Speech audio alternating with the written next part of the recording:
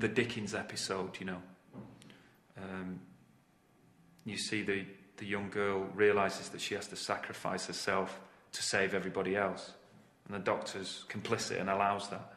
We're dealing with a Time Lord now who's sort of war damaged. There was this terrible Time War. The Time Lords were destroyed, the Daleks were destroyed. It's quite convincing, a sort of 3D looking model, but the head speaking has been shot live action. Hello and welcome back to Where's the Bandwagon? My name is Will and this is part 6 of our breakdown of the Unquiet Dead. If you haven't seen the other parts, then you can use the link on the top right hand side of the screen. And don't forget you can win these Doctor Who trading cards simply by subscribing. Stick around to the end of the video to see if you've won. Let's get to it. Rose says, "Promise you won't hurt her." Hurry, please, so little time. and the Gelth don't answer. This is another major hint at what is to come. As soon as Gwyneth steps into the arch, the Doctor looks concerned. With his intelligence, maybe he has clocked that something is wrong already. It's revealed that the Gelth have a more hostile intent and turn red. This choice of changing the colour of the Gelth was a last-minute decision. The effects company behind this series of Doctor Who originally thought that the Gelth effect would be one of the easiest in the series. However, when it came to creating the ghostly apparitions, they realised it was more challenging than anticipated. And consequently, we thought, okay, so we know how we're going to do that. And then when we came to actually prepare the work, and she had moved on a bit by then, to have a face and to be able to speak. That became actually one of the effects that we thought was going to be easier, but when we came to do her, it was actually highly complicated. The number of shots increased throughout the work on episode 3, but we're extremely happy with that. The first 3 elements really are the main character, which is our main figure. The second element would be a trail that she'll be leaving behind her as she goes through screen.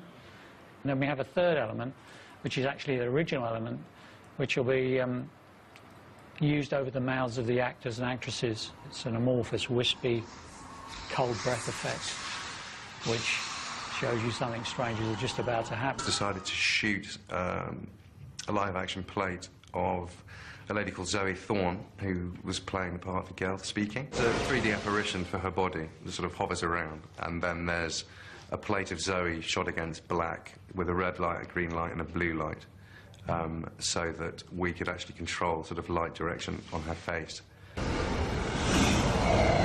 You've come to help. So actually, it's quite convincing, a sort of 3D looking model, but the head speaking has been shot live action. I think it's gone a little bit wrong. He's not perfect, and I think that's so brilliant. The villains, the Gelth, are mentioned in future Doctor Who media. For example, the 10th Doctor would face the Gelth again in the short story Scared Stiff, which is part of the 2010 storybook. Rose Tyler mentions the Gelth in a couple of upcoming episodes, including in the minisode set after the passing of the Ways. I've seen all sorts of things. Nana Jeans, Gelf. And also when she tries to bluff her way through the Sycorax speech. The Gelf Confederacy. Rose would again suspect the Gelth have returned in the Army of Ghosts. I don't suppose it's the Gelf. They were just coming through one little rift. In fact, prior to the Army of Ghosts airing on TV, it was predicted that the episode would see the return of the Gelth due to the episode's title. Russell T Davies had originally planned to have the Gelth return when the Doctor and Donnet visit the Shadow Proclamation. Flying Gelth were going to appear alongside other villains from the show, but this ultimately failed to happen. Charles Dickens freaks out and leaves. When he's outside, one of the Gelth appear from the door knocker. This is of course a reference to the Christmas Carol. Early in the episode, when he's giving a live reading, as I've already mentioned, he is reading this part of the book. Not a knocker, but Marley's face.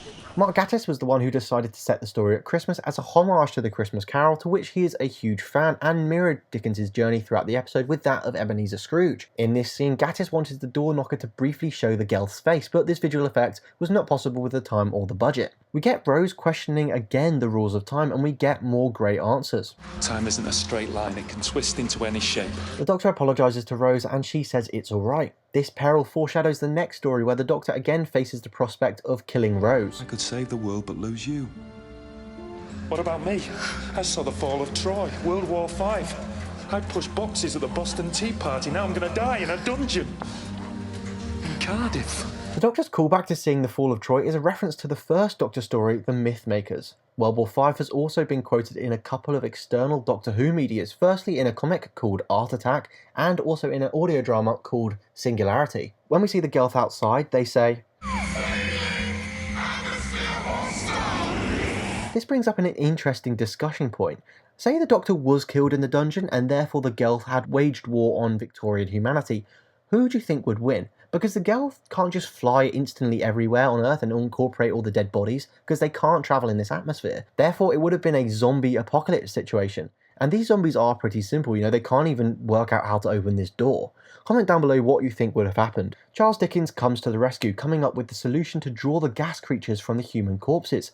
This brings me to one of the best comments from last week. This comment from John A. Short talked about how he thinks that Russell T Davies gave the Ninth Doctor a character arc of having a crisis in belief in himself at important moments in each episode. For example, in the first episode, it's Rose who saves the world.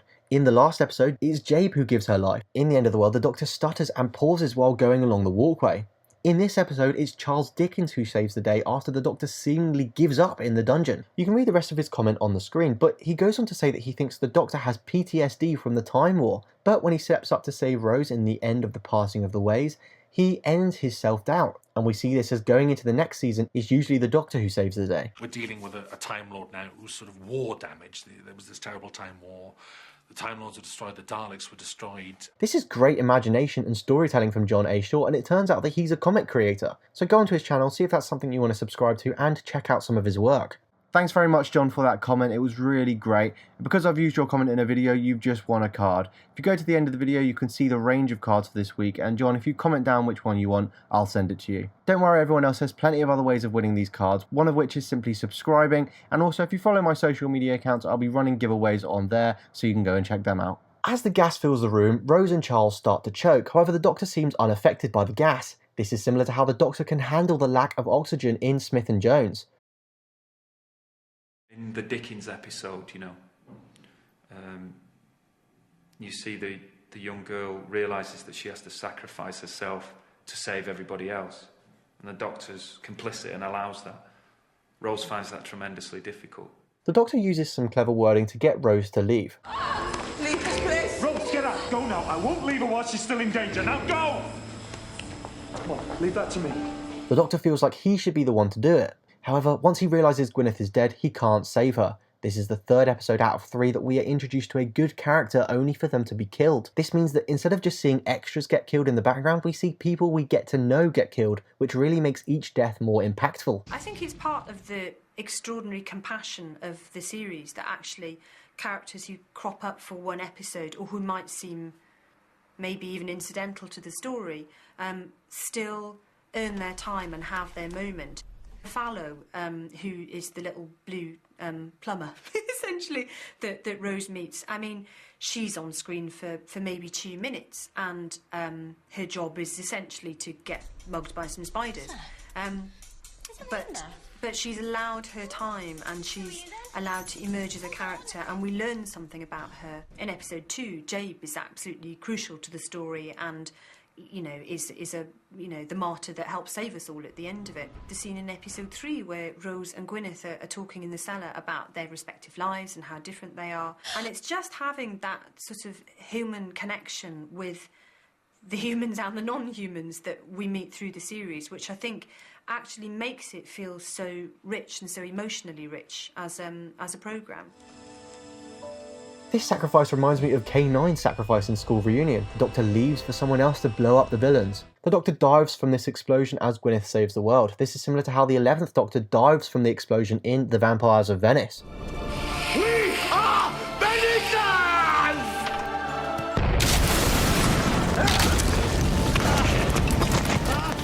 The Doctor gives Rose a guilty look as she realises Gwyneth has died in the explosion, saying, She saved the world.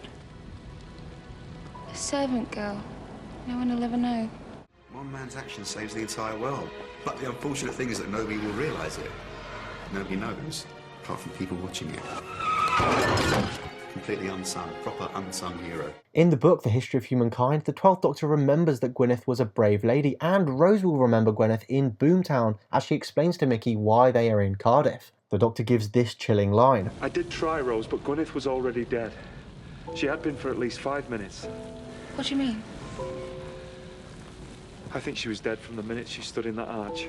Rose questions how that can be, and we get a great response from Charles Dickens. There are more things in heaven and earth than are dreamt of in your philosophy. Even for you, Doctor. This is him quoting Shakespeare's Hamlet, and it shows us Charles has changed his mind to accept that there are more things to learn, completing his character arc. Now perhaps you'll accept there are more things in heaven and earth than are ever dreamed of in your barren philosophy. It's been missing for centuries. It's quite genuine, I assure you. I know. I recognize the handwriting. Shakespeare's. No, mine. He sprained his wrist writing sonnets. Wonderful stuff. To be or not to be, that's the question. Whether it is nobler in a mind to suffer the slings and arrows of outrageous fortune, or to take arms against a sea of troubles. Take arms against a sea of troubles. That's a mix. I told him that was a mixed metaphor, and he would insist. Interestingly, Shakespeare would be inspired to write Hamlet by the 10th Doctor and Martha in the Shakespeare Code. Hamnet. That's him. Hamnet. What's wrong with that? Going off on a slight tangent, here are a list of Doctor Who actors who have appeared in a version or adaptation of Hamlet. Patrick Troughton's television debut was as Horatio in Hamlet, and his cinematic debut was in a 1948 version of the play that also starred alternative Doctor Peter Cushing. The main role of Hamlet has been played by both Christopher Eccleston and David Tennant. To be or not to be? That is the question.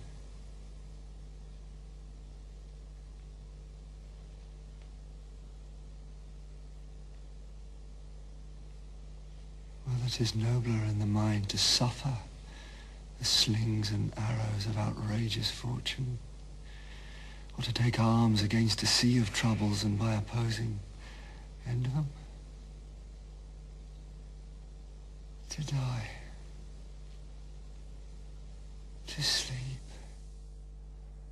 No more. No more. You want to know the best bit? This new hand. It's a fighting hand. The camera pans away from the three, and this is one of my favourite shots in the entire series. The final scene of the episode is designed to get us to understand the completed character arc of Charles Dickens. He's upbeat, saying that he needs to go back to his family. This is no time for me to be on my own. I shall spend Christmas with my family and make amends to them. He says that now he's inspired to finish the book The Mystery of Edwin Drood. The mystery of Edwin Drood still lacks an ending. Perhaps the killer was not the boy's uncle. Perhaps he was not of this earth. Rose then asks what happens if Dickens writes about the events of the evening, to which the Doctor replies, "In a week's time, it's 1870, and that's the year he dies. Sorry, he'll never get to tell his story." Oh no.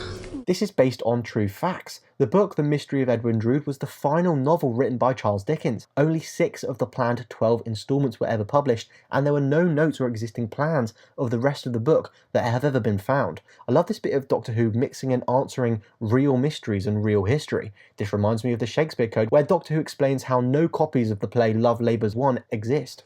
Gone.